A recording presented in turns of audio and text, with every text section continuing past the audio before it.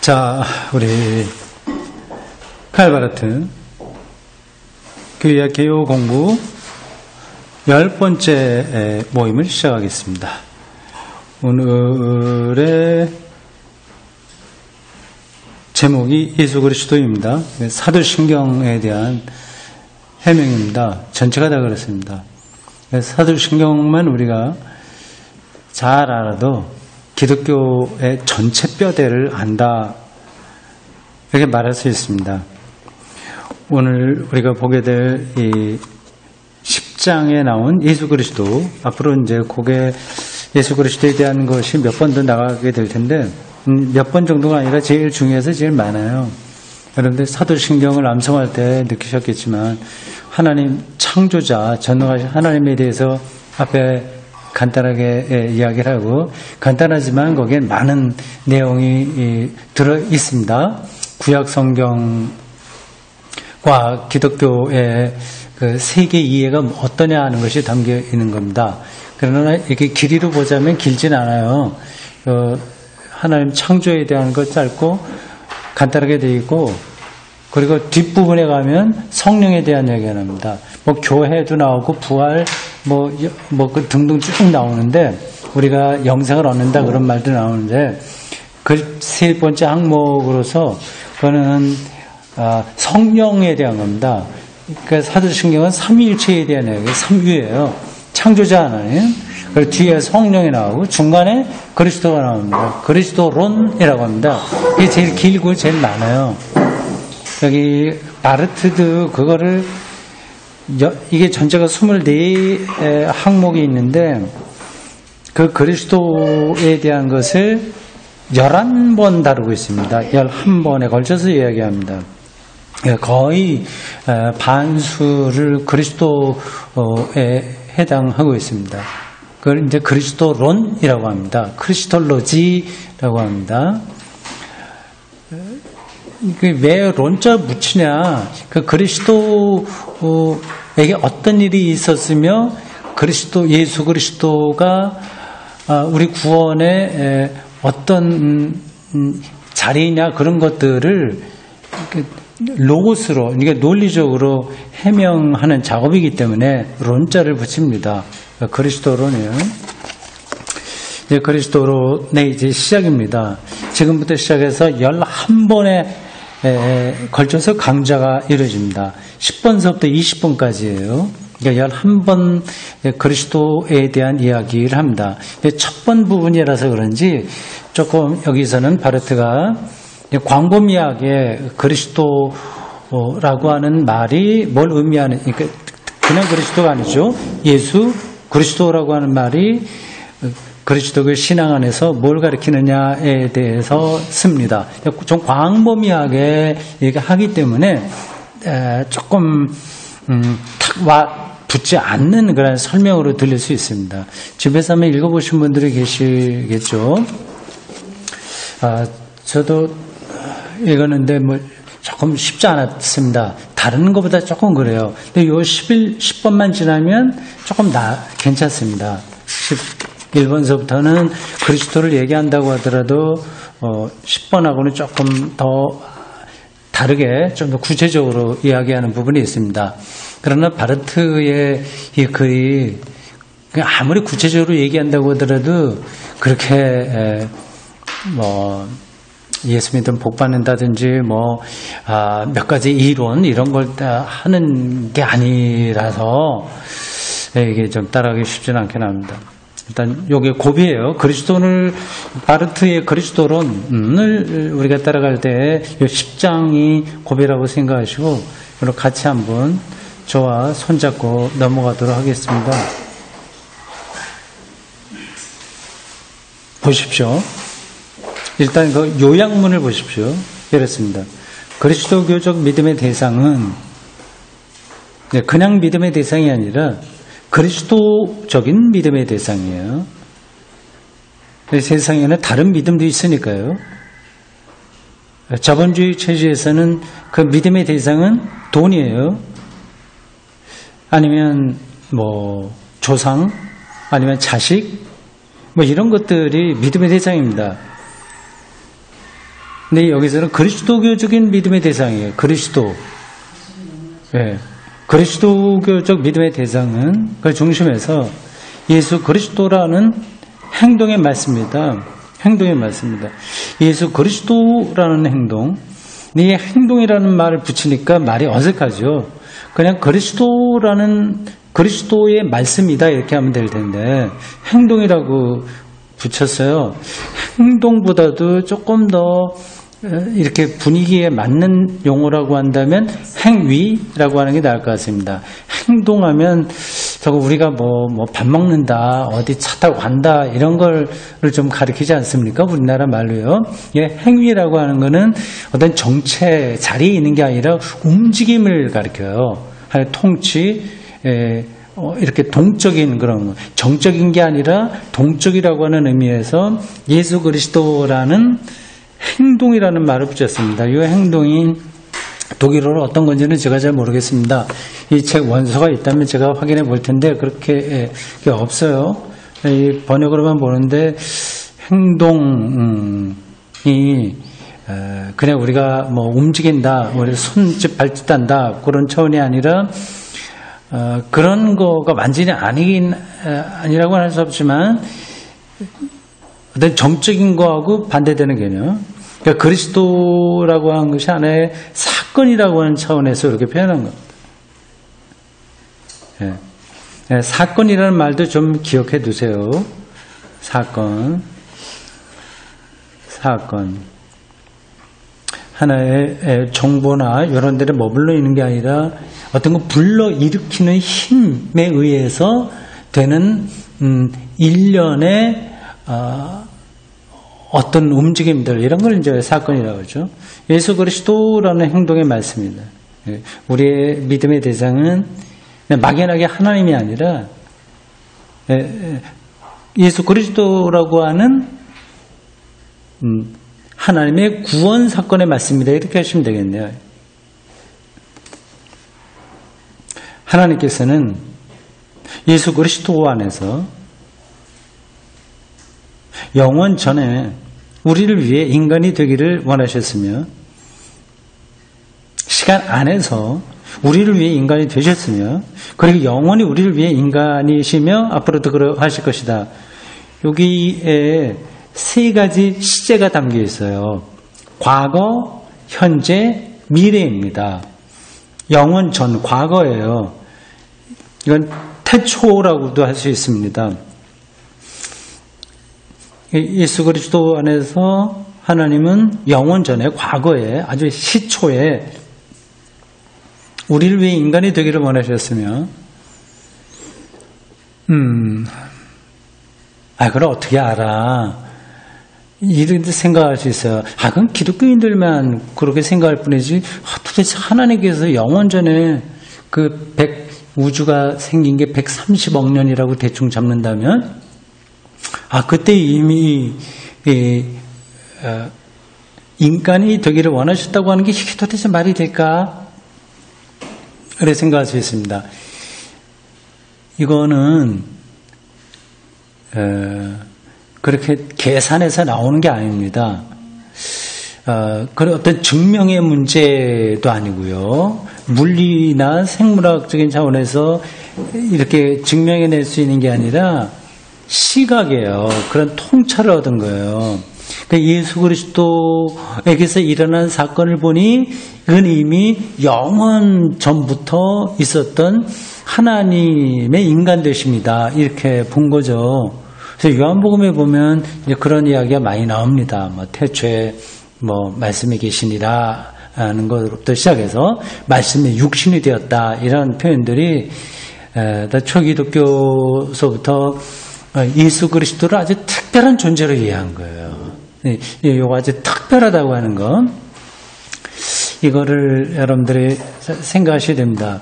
물론 우리야 당연히 예수를 특별하다고 생각하는데 다만 그렇게 교회 안에서만 특별한 게 아니라 우주의 차원에서 특별한 존재라고 하는 거예요. 그들이 어떻게 해서 그런 통찰에 들어갔는지를 따라가는 게 이제 신학 공부라고 할 수 있습니다. 자, 이 세 가지 시제가 나와 영원 전에 이미 인간이 되기로 하셨고, 그러니까 예수 그리스도는 바로 인간이 되시는 하나님이니까요. 인간이 되시는 하나님. 그러니까 신과 이렇게 이런 것들을 유대교에서는 용납할 수 없었어요. 하나님은 고고하고 초월적이고 전능하고 그렇게 했는데 어떻게 인간과 하나 되냐. 이게 받아들이기 힘들었습니다. 근데 그리스도교 제자들과 기독교인들은 그러한 유대교의 하나님에 대한 표상, 그 틀, 그거를 뚫고 나가서 새로운 하나님이 도달하게 된 거죠. 그러니까 이런 거죠. 물리학적으로 본다고 하더라도 뉴턴의 기계적 역학, 기계처럼 이 세계가 커다란 시계 톱니바퀴 많은 게 착착착착 맞아서 돌아간다고 뉴턴은 보았어요. 세계를요. 별이 돌아가는 것, 뭐 이 세상의 운행 이런 것들이 완벽하게 이건 계산해낼 수 있다고 생각했습니다. 그게 수백 년 동안 지속됐어요. 세계를 보는 눈이었습니다. 근데 이제 양자역학이나 이런 데서는 또 다르게 세계를 보지 않습니까? 그거하고 비슷한 거예요. 그러니까 유대교에서는 물리학적으로 이제 비교하는 겁니다. 뉴턴의 기계적 역학으로 하나님을 이해했다고 한다면 초기 기독교인들은 양자역학처럼 예수의 사건에서 하나님이 인간이 되었다. 초월이 내재, 초월과 내재 이 세계가 그렇게 작동되잖아요. 그게 이제 하나가 됐다 이제 그렇게 본 거죠. 이게 이제 자칫하면 그냥 사변적인 것으로 끝나게 되는데 예수라고 하는 인물과 그에게서 일어난 사건과 운명을 좀 만나본 경험한 사람들은 그렇게 고백하지 않을 수 없었던 겁니다. 어떻게 돼서 그런 걸 깨달았을까? 이게 이제 신비로운 거죠. 그래서 그게 이렇게 비유적으로 설명할게요.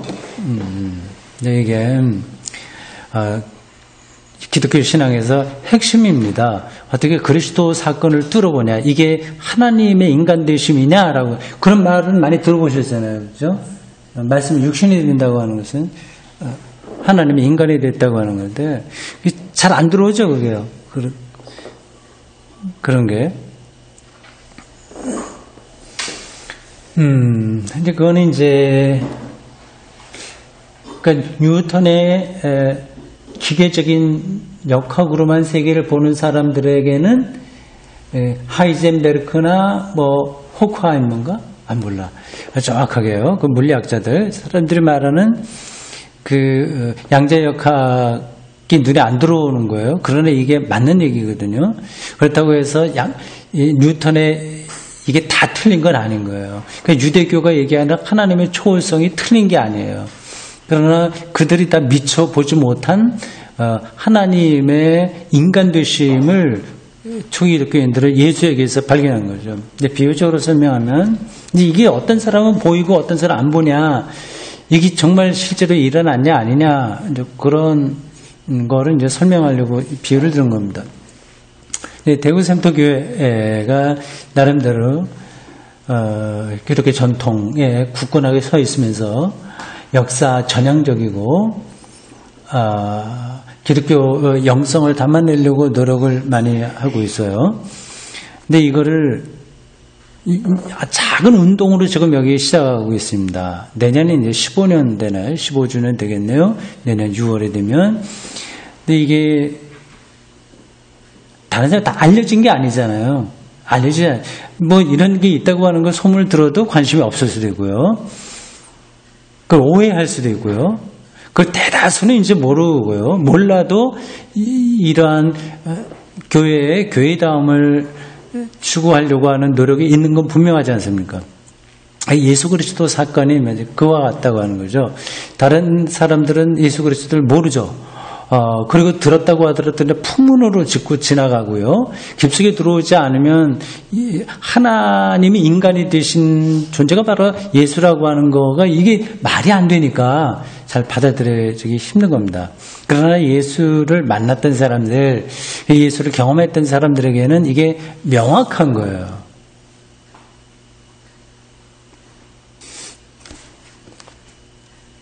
그게 이제 왜 명확하냐 하는 건 한두 마디로 될 수 있는 게 아닙니다. 쭉 사도신경 전체를 통해서 그 얘기를 하는 거죠. 그 다음, 하나님의 아들의 그러하신 사역은, 하나님의 아들의 그러하신 사역이 뭐예요? 앞에서 세 가지 시제 나온 거죠. 과거, 현재, 미래까지. 그러니까 여기서 바르트가 굉장히 신학이 힘이 있다고 하는 게 느껴집니다. 물론 세계 전체를 아우러내지만 인간이 됐다.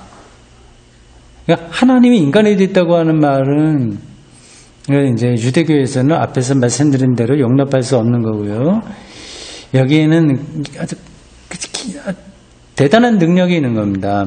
오늘 많은 기독교인들이 보세요. 이게 무슨 뜻인지 잘 모를 거예요. 예수를 본다고 하더라도 그건 예수 신이야. 다 신이 되어버렸어요. 하나님은 당연히 신이고 그러한 초월적인 그러한 세계로만 생각합니다.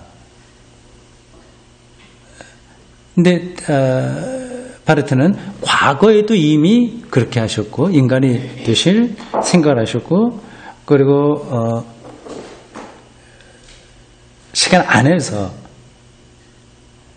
그렇게 표현되네요. 영원전이라고 하는 건 초월이죠.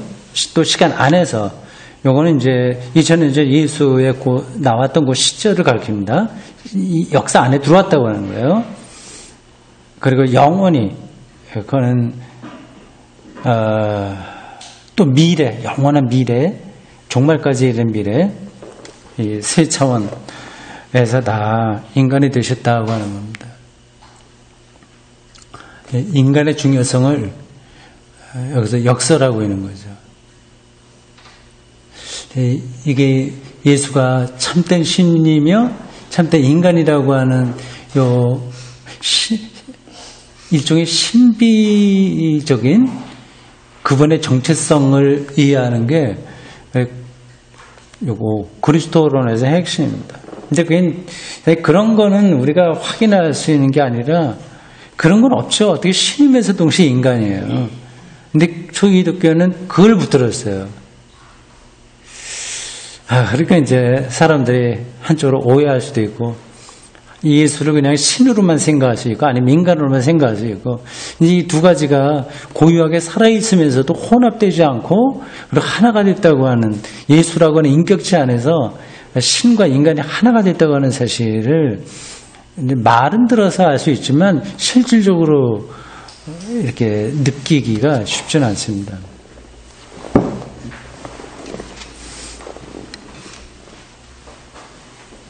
하나님 아들의 그러한 사역은 아버지의 사역을 전제로서 그리고 성령의 사역을 결과로서 그 자체 안에 포함한다. 아버지는 이제 영원전, 그리고 성령의 사역은 미래, 현재이기도 하고 미래인데 근데 편의상 그렇게 구분하는 겁니다. 그래 전체를 다 포괄한다 말할 수 있습니다.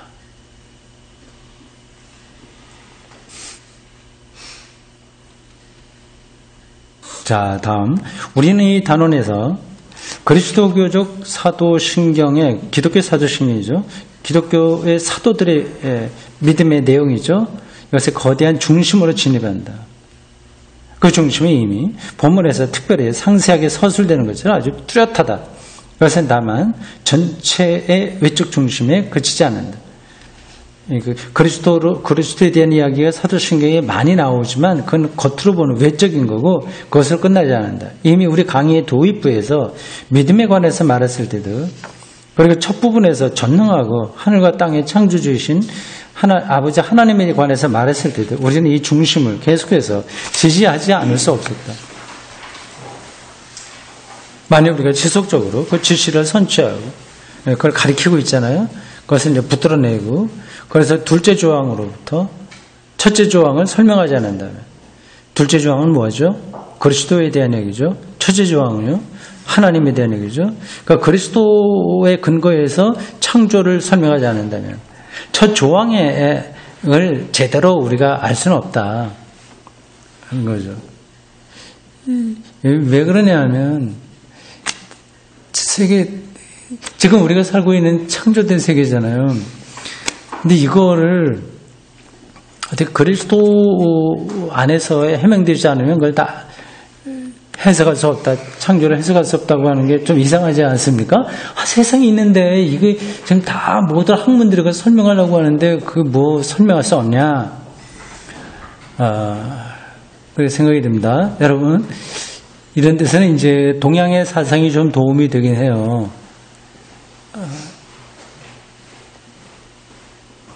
이 세계 우리가 보고 있는 거, 이게 창조된 세계인데 그걸 창조하는 하나님에 대한 것이 첫 조항인데요. 이게 이제 동양 어떤 선승계통에서 보면 이 세계를 가르쳐서 색이라고 합니다. 색. 보이는 거죠. 색. 근데 그 색은 공이다 이렇게 얘기를 하고 있습니다. 공. 근데 우리가 보고 있는 이 세계가 그렇게 분명한 게 아니라니까요. 이걸 전제하지 않으면 하나님 이야기는 좀 우스꽝스럽게 됩니다. 이게 분명한데 왜 이 공이라고 얘기하냐. 근데 이런 게 전제돼야 그리스도에 대한 거에 의해서 창조 하나님을 이해할 수 있다고 하는 말이 설득이 되는 겁니다. 색이 공이라고 얘기를 해요. 그 동양 그 선성계통에서는요. 그리고 공이 공즉 시색해서 그 공이 곧 색이다, 보이는 색이다 얘기합니다.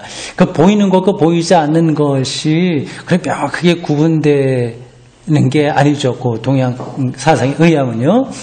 동양 사상하고 딱 들어맞는 건 아니지만 그 방식으로 세계를 생각해 보십시오. 우리는 뭐 별이 있고 뭐가 있고 지구가 있고 하는 거를 너무 명백하다고 자꾸만 생각을 해요. 자식이 있고 재산이 있고 하는 것들이요. 다 그림자잖아요. 그랬잖아요. 그건 느끼지 않습니까? 그림자 아니에요? 그러니까 저도 지금 여기서 이렇게 말을 하고 있지만 그림자입니다. 실제적으로 그런 거예요. 이게 나를 구성하고 있는 세포라고 하는 게 빈 공간이라고 하는 거 여러분들 아실 거예요.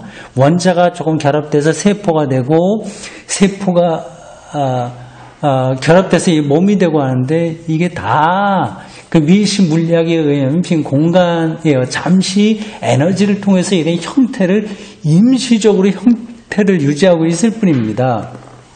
그것만이 아니라 시간이 지나면 모든 것이 다 해체되어 버리니까 이거는 없는 거나 마찬가지인 거예요.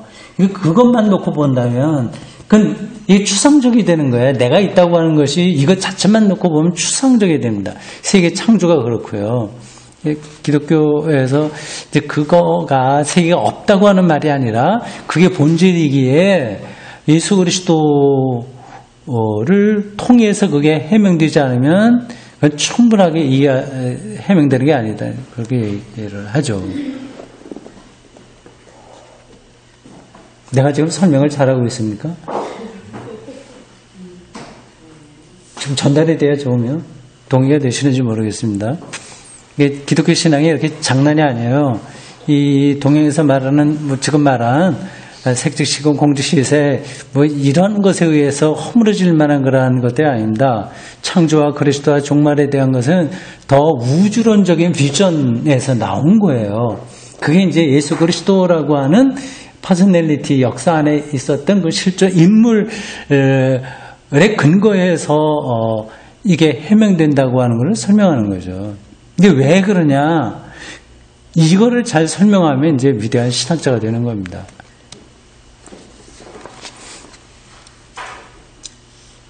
둘째 조항은 첫째 조항을 다만 뒤따르는 것이 아니다. 셋째 조항에 다만 앞서는 것만도 아니다. 셋째 조항은 성령에 대한 얘기예요.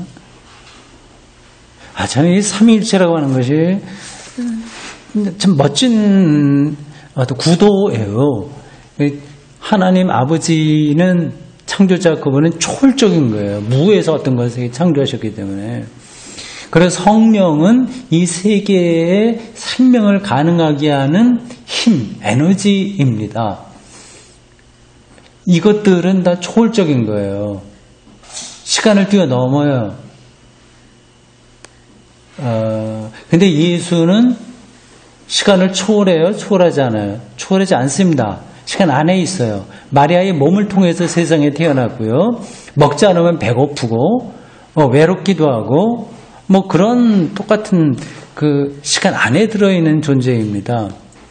이 셋 창조 초월적인 일종의 초능력이라고 할까요? 그러한 존재인 하나님, 구약 성경에 말하는 하나님, 그리고 일반 다른 종교나 다른 문학가나 예술가들도 생각할 수 있는 어떤 영의 세계, 그 세계를 세계답게 하고 창조롭게 하고 자연의 아름다움을 누리면서 살아갈 수 있는 푸뉴마, 이런 것들과 역사 안에 우리가 똑같이 인간으로 살았던 예수가 본질적으로 하나고 페르소나, 위격에서는 구분된다고 하는 그런 가르침이거든요. 하여튼 그러한 쪽으로 좀 쭉 생각을 해 보십시오. 그 다음 오히려 둘째 조항은 빛의 근원이며, 둘째 조항, 그리스도가 바로 빛의 근원이다. 이게 무슨 뜻인지는 대충은 아실 겁니다. 빛이에요. 빛 하면은, 성경이 빛 할 때는 뭐가 떠올라요? 생명이 있습니다. 밝음이에요. 어둠과 반대되는 겁니다. 예수 그리스도가 빛의 근원. 하나님이 세상을 창조할 때 가장 먼저 한 게 뭐죠? 빛입니다. 고대인들은 그 빛을 생명의 단초라고 생각을 했습니다. 저기 기독교인들은 예수가 바로 빛의 근원이라고 생각을 했습니다. 그러니까 창조의 근원이고 생명의 근원이라고 생각을 했습니다. 그렇게 경험한 거죠. 예수가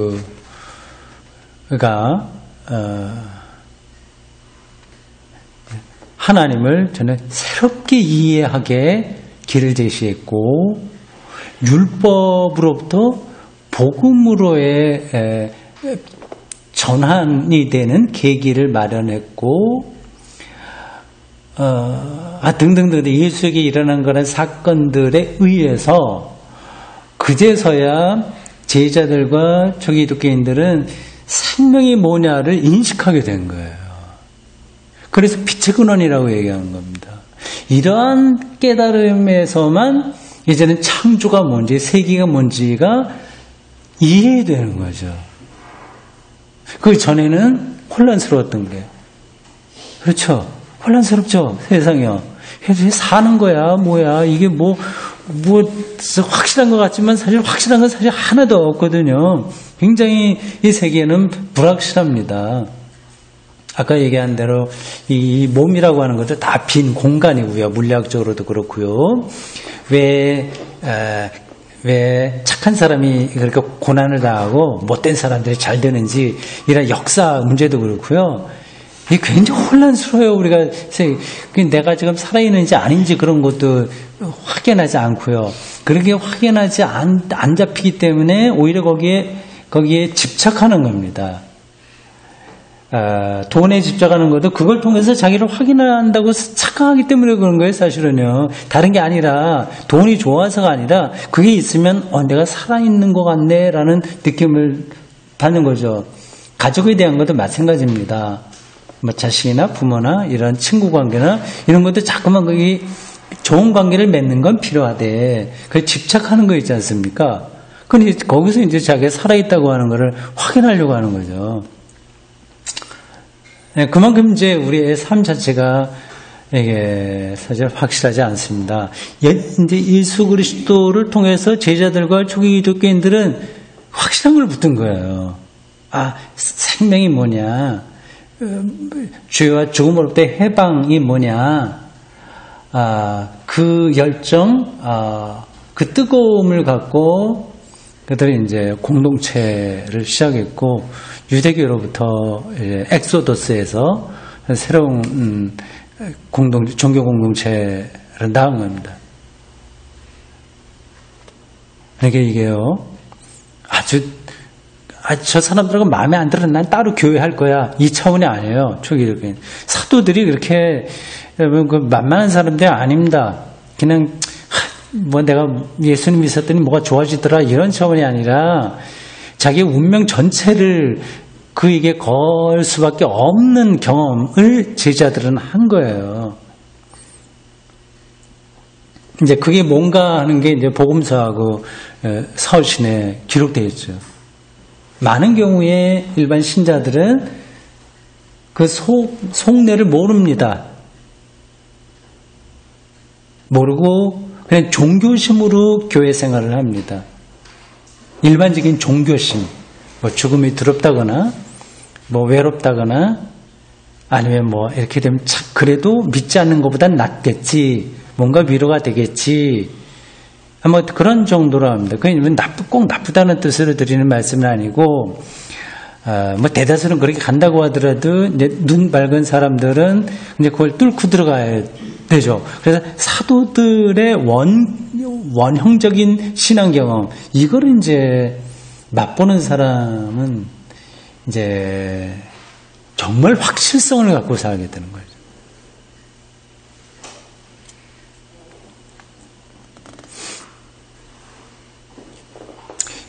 앞서 제가 어떤 분 얘기 들어봤더니 요번 이야기가 내용이 너무 어렵더라 다른 때보다 그렇게 얘기했는데 지금 말하고 있는데 설명하고 있는 거 이 얘기입니다. 어렵지 않죠? 말을 이제 좀 어렵게 표현해서 그렇지 고상하게 써서 그렇지 핵심은 내가 말하려고 하는 이거예요.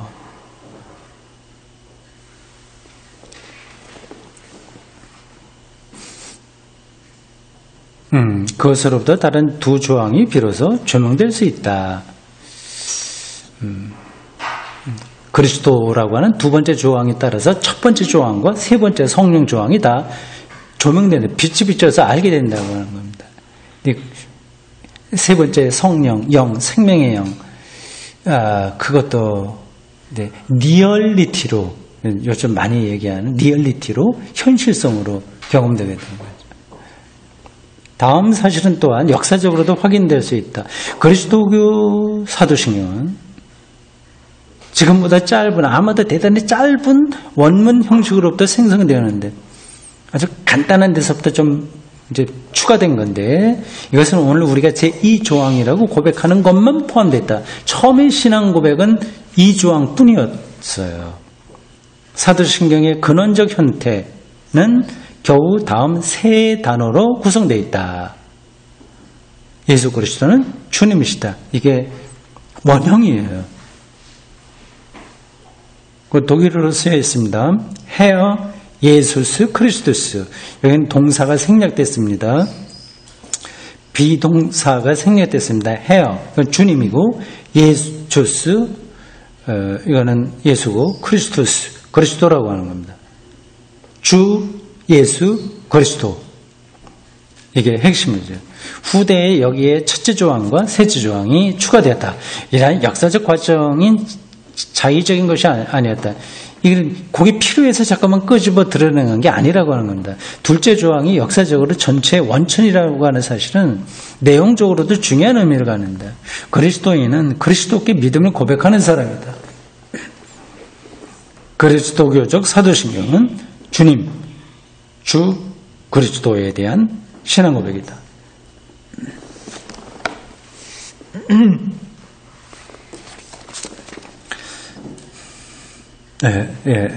사도들과 초기도 교인들은 이제 어마어마한 경험을 한 겁니다. 자, 그 다음 패러그래프.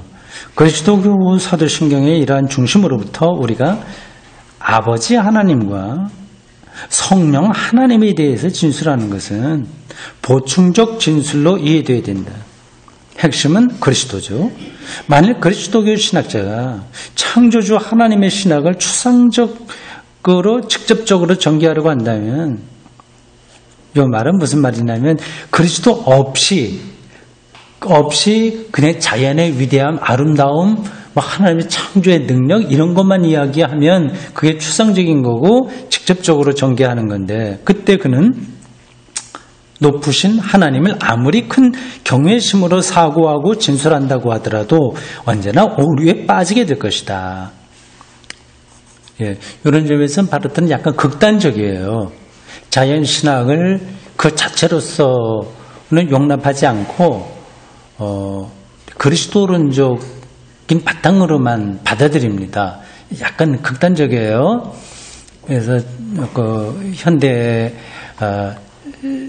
그리스도교 신학의 역사에서 현대 신학에서 요 문제를 갖고 좀 바르트하고 어떤 신학자하고 논쟁이 좀 많았습니다. 바르트와 그 논쟁이 했던 신학자는 에밀 브룬너라고 합니다. 에밀 브룬너. 자연신학 논쟁이라고 해요. 이 바르트는 그 지금까지 얘기한 것처럼 그리스도론적인 근거에서만 창조와 자연을 이야기해야 된다고 하는 반면에 에밀 브룬너는 그렇지 않다.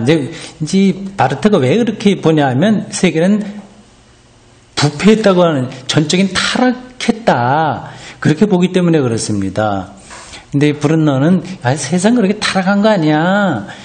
다 죄로 물든 거 아니야. 여기도 보면 하나님의 은총이 여전히 남아있는 구석이 있어. 이런 논쟁은 뭐 어거스틴서부터 지금까지 내려옵니다. 어거스틴과 뭐 펠라기우스의 논쟁처럼요. 인간이 자유의지로서 하나님의 뜻을 바르게 행할 수 있을까? 어거스틴 같은 경우는 천만에 그걸 못해 하는 반면에 펠라기우스 이런 사람들은 왜 그거 가능하지? 하나님의 창조가 얼마나 위대한데 아담과 이브가 죄를 졌다고 하더라도 그것 때문에 우리 모든 선한 의지가 송두리째 없어지는 건 아니야. 하여튼 그래갖고 계속 그런 논쟁이 내려오고 있습니다. 그거 다 양쪽에 다 일리가 있긴 있어요. 어느 관점에서 보는 애에 따라서 조금씩 차이가 있습니다. 어쨌든 바르트는 그런 입장이고 이게 거의 틀리지는 않았다고 봐요. 신학자가 셋째 조항의 신학으로, 다시 말해서 첫째 조항의 높으신 하나님 신학과 반대되는 어떤 영성신학, 즉 체험신학으로 밀고 가려고 해도 똑같은 일이 벌어진다. 오류에 빠진다고 하는 겁니다. 이 영성신학, 체험신학은 이렇게 생각하시면 돼요. 어떤 우리 종교성에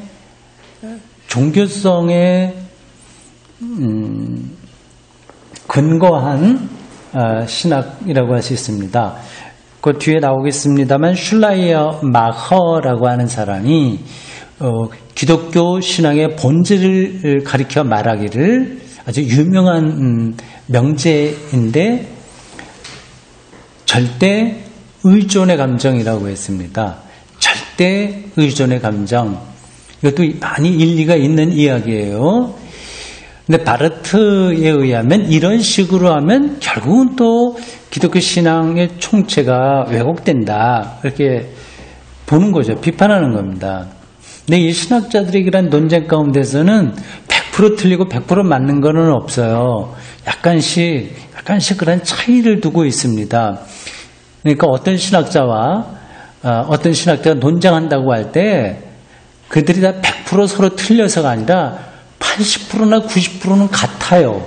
근데 10%가 달라. 요거를 서로 이게 뭐냐 하는 걸 확인하는 작업이 신학 논쟁입니다.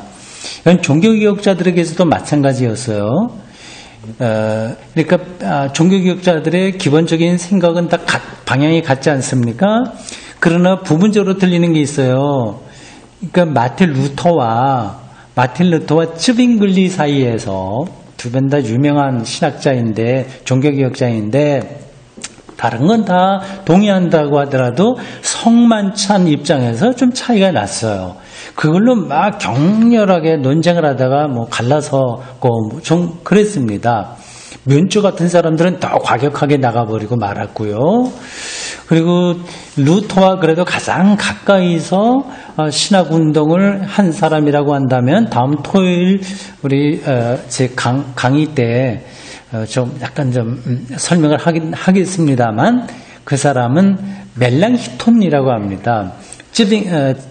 쯔빙글리보다 훨씬 이제 가까운 거죠. 그리고 같은 대학에서 활동했어요. 마틴 루터하고 이 멜랑히톤은 같은 대학 어딜까요?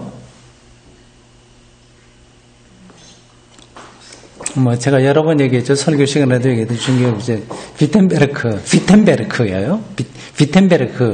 비텐베르크가 도시가 있는데 도시 대학을 비텐베르크 대학교라고 합니다. 독일에는 모든 대학교가 다 그 도시 이름을 땄어요. 뮌스터에 있는 데가 뮌스터 대학교입니다. 그러니까 사립 대학이 없어요. 기본적으로 다 그 시, 그리고 주예요. 다 그래서 사립 대학이 아예 없습니다. 그러니까 당연히 등록금도 없어요. 그러니까 그 한 도시에는 대학이 하나만 있습니다. 그러니까 비텐베르크에 신흥대학교를 세웠어요. 그때 그 영주가 우리도 에어포트 대학교나 에어포트 다 도시예요. 이름 이런데 못지않게 우리도 괜찮은 대학 세워보자. 그래 영주가 새롭게 세워갖고 좋은 교수들을 많이 좀 청빙을 했는데 그 중에 하나가 이제 마틴 루터가 아주 젊어서 이렇게 갔습니다. 근데 그 대학에서 같이 활동한 가장 가까운 종교개혁자 신학자가 바로 멜랑톤이에요. 근데 조금 차이가 있죠. 근데 거의 차이 없어요. 그러니까 루터는 더 과격해요. 그래서 성격도 굉장히 내지르는 그러한 편이고요. 어디 열정이 너무 가슴에 가득했습니다. 정말 혁명적인 기질을 가지고 있는 사람이에요. 그래서 그 선동을 할 수 있고, 그래서 많은 사람들을 끌어들일 수는 있어요. 그러나 그거를 조직화하고 체계 있게 설명하지는 못했습니다. 못했다기보다도 그럴 여유가 없는 거죠. 지금은 루터는 지금 큰 세력, 그러니까 골리앗 앞에 서 있는 다윗처럼의 입장이거든요. 그렇게 자기의 사상을 체계 있게 어떻게 그렇게 할 만한 여유가 없이 지금 싸우는 전쟁터에 있는 장군처럼 활동을 했습니다. 근데 이 루터의 신학을 체계화하고 논리적으로 설명한 사람이 이제 멜랑이톤이에요. 이야기가 좀 옆으로 갔습니다만, 그러니까 바르트와 에밀 브룬너의 자연신학의 논쟁, 그리고 바르트의 슐라이러마허 비판, 이런 것들이 그들이 완전히 달라서가 아니라 상당한 부분에서는 같이 가지만 어떤 작은 부분에서 차이가 있어서 그것을 더 확 드러내서 논쟁한 게 신학 논쟁이다. 그 정도로 아시면 되겠습니다. 이제 바르트 입장에서는 이제 이러한 어떤 창조, 자연 이런 데만 푹 빠져 있는 것, 인간의 어떤 그 영성,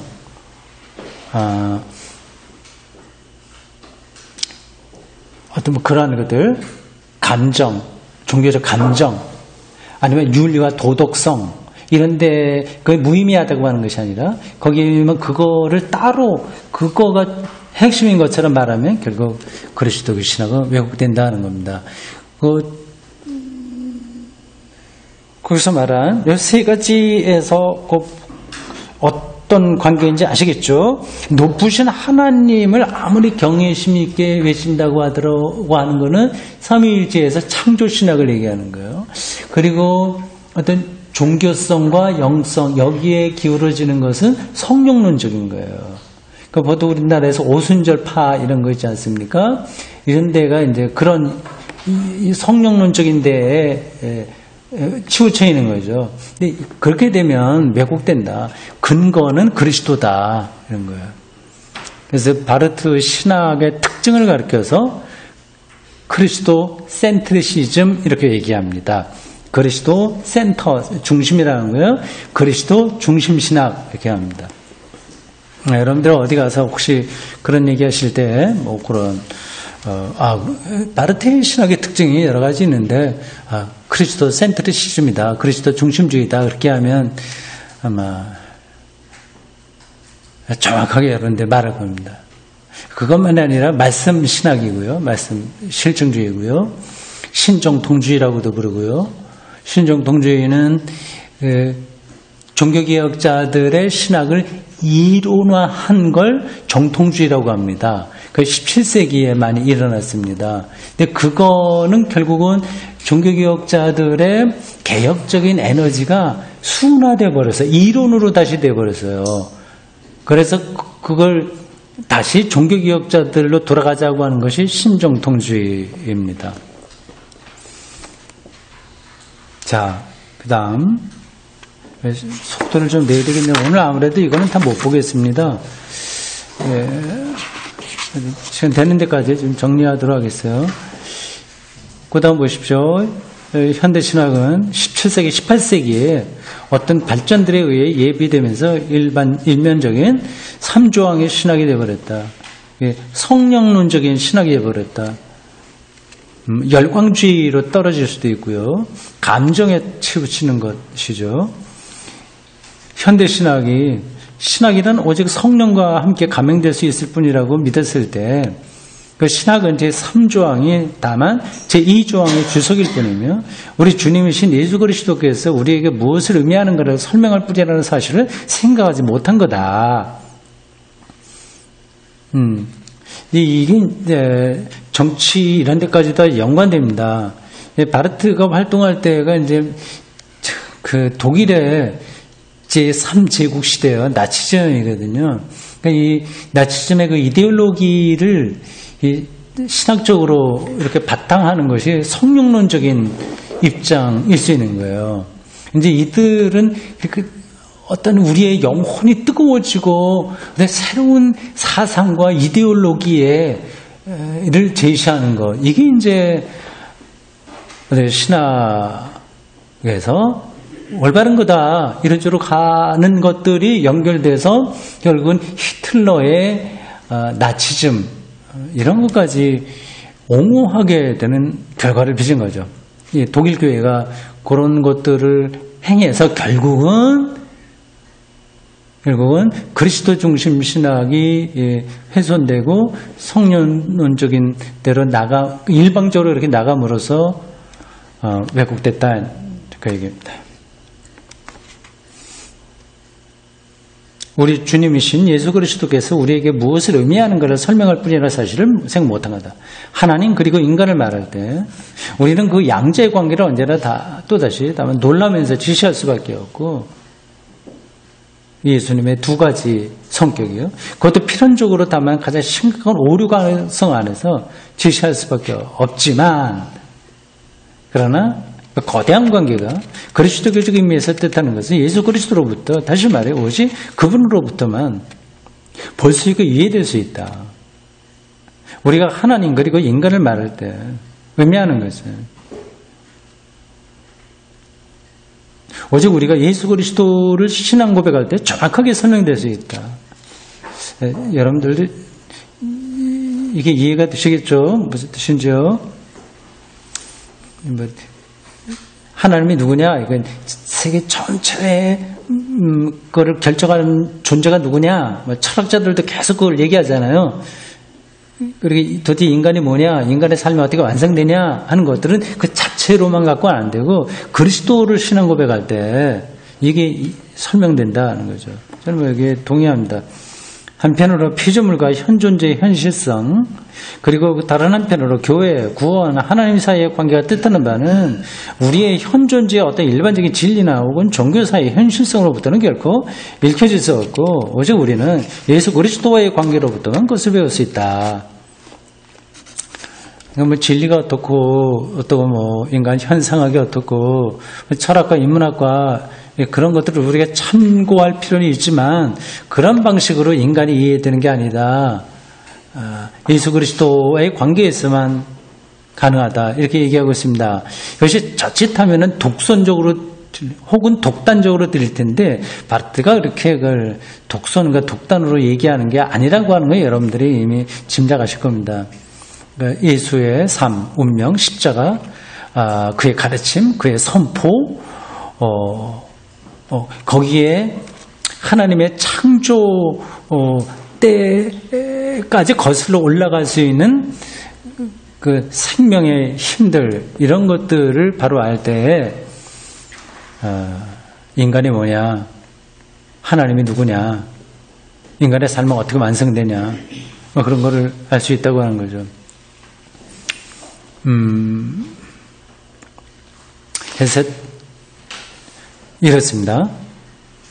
왜곡되지 않는 방식으로 바르게 예수 그리스도를 잘 아는 거, 이게 사실은 다른 거 많이 공부하는 것보다 더 중요합니다. 제가 늘 인문학이 중요하다고 하지만 인문학 자체가 중요해서 말하는 건 아니에요. 그걸 바탕에 깔고 예수 그리스도를 아는 게 중요하기 때문에 그런 말씀을 드리는 겁니다. 그래서 여러분들이 공부를 어떻게 하셨든지 공부를 많이 안 했어도 사실은 상관이 없습니다. 인간은 영적인 존재이기 때문에 세상의 지식과 학문이 많은 거하고 그 예수 그리스도를 아는 거하고는 별로 큰 상관이 없어요. 예수 그리스도만 아니라 삶의 본질을 이해하는 거하고 또 다른 겁니다. 변호사 아니라 어떤 어떤 서울대학교 총장이 됐다고 해서 그 사람이 인간과 삶과 존재에 대해서 아는 게 아닙니다. 그 지식보다는 하나님이 우리를 영적으로 지으셨다고 하는 성서의 전통의 근거에서 볼 때 그 근원적인 것에 대해서 느끼는 것, 그걸 이해하는 것은 다른 차원의 문제예요. 그래서 비록 다른 것에 대한 학문이 좀 짧다고 하더라도 예수 그리스도를 바르게 이해하면 여러분의 인생, 여러분의 삶의 그 중심으로 들어가는 지름길입니다. 기독교의 전통이기도 하고요. 그러니까 겁먹지 마시고요. 세상 이런저런 거 두려워할 것도 없고 그렇다고 해서 교만할 것도 없고 겸손하게 그리스도교 전통을 잘 따라가면 뭐 부자로 사나 좀 가난하게 사나 상관없이 하나님의 창조와 완성과 예수 그리스도를 통한 그 하나님의 구원 세계에 여러분이 들어가서 사는 겁니다. 그런 길을 우리가 하고 있습니다. 잠깐 쉬었다 하겠습니다.